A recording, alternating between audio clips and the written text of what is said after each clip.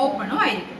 ഈ മടക്ക് ഫോൾഡ് ആയിട്ടുള്ള ഭാഗത്ത് നിന്ന് ഓപ്പൺ ആയിട്ടുള്ള ഭാഗത്തേക്കാണ് ഷോൾഡറിന്റെ പകുതി അടയാളപ്പെടുത്തേണ്ടത്. അതായത് 11ന്റെ പകുതി 5.5. 11 എങ്ങനെ വന്നു?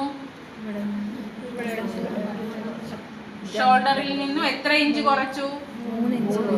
3 ഇഞ്ച് കുറച്ചു. അതാണ് 11 വന്നത്. അതിന്റെ പകുതിയാണ് 5.5. അപ്പോൾ ആ ഭാഗത്ത് തന്നെ കഴുത്തകലവും മാർക്ക് ചെയ്തു.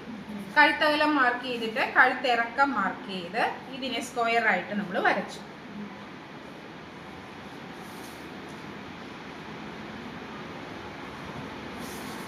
മലർന്ന കഴുത്ത് വേണമെങ്കിൽ കോർണറിൽ നിന്ന് ഉള്ളിലേക്ക് 1/2 ഇഞ്ചും, ഒതുങ്ങിയ കഴുത്ത് വേണമെങ്കിൽ കോർണറിൽ നിന്ന് ഉള്ളിലേക്ക് 1.5 ഇഞ്ചും എടുത്ത് ഷേപ്പ് ചെയ്യണം. ഇത് ഒതുങ്ങിയ കഴുത്ത്, ഇത് മലർന്ന കഴുത്ത്.